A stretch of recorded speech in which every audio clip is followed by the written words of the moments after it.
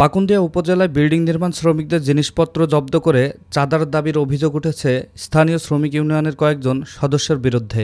Building মালিকদের কাছ থেকে চাঁদা দাবি, কাজ সম্পূর্ণ না করা, অধিক টাকা নিয়ে কাজ না করে মালিক পক্ষকে হয়রানির অভিযোগ উঠেছে।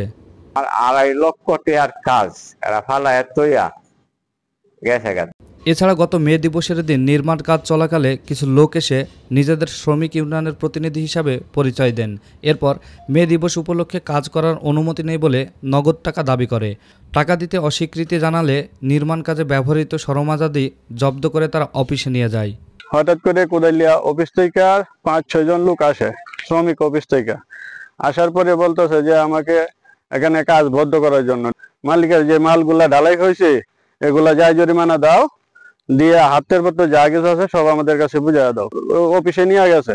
অনুসন্ধানে জানা গেছে অভিযুক্ত ব্যক্তিরা নির্মাণ শ্রমিক ইউনিয়নের পরিচয়ে বিভিন্ন নির্মাণ সাইটে গিয়ে কাজ বন্ধ করে তাদের সরঞ্জামাদি অফিসে নিয়ে যায়। পরে জরিমানা দিয়ে সেগুলো ফেরত নেওয়ার জন্য বলা হয়।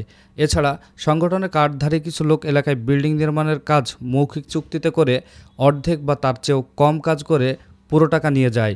এই 7 পর্যন্ত করছে, 3 ভাগের 1 ভাগ কাজ করছে, করার পরে আর আসে না। 3,40,000 টাকা নিয়ে গেছে, পরে আবার কাজ করতে কই আর আসে না। এ বিষয়ে স্থানীয় বিল্ডিং নির্মাণ শ্রমিক ইউনিয়নের সভাপতি আনোয়ার হোসেন শরীফ মে দিবস উপলক্ষে কাজ বন্ধ করার বিষয়টি স্বীকার করে বলেন, ওই দিন কাজ বন্ধ করে দিলেও টাকা নেওয়া হয়নি। কারণ চাঁদা না, কারণ আমরা যখন এই যন্ত্রপাতি নিয়ে আসি, যে হেড মিস্ত্রি যে ঠিকাদার সাব কন্ট্রাক্টর উনি আসে বক্তব্য এটাই যে তুমি কাজ করা কেন মে দিবসে, এইটার জন্য আমরা মূলত যন্ত্রপাতি নিয়ে। এ বিষয়ে রাজমিস্ত্রি লাল মিয়ার মোবাইলে একাধিকবার ফোন দিলেও সে কল রিসিভ করেনি। এদিকে ঘটনাকে কেন্দ্র করে পাকুন্দিয়া থানার ভারপ্রাপ্ত কর্মকর্তা সাখাওয়াত হোসেন বলেন, এ ব্যাপারে এখনও কোনো লিখিত অভিযোগ হয়নি। অভিযোগ পেলে তদন্ত করে আইনগত ব্যবস্থা নেওয়া হবে।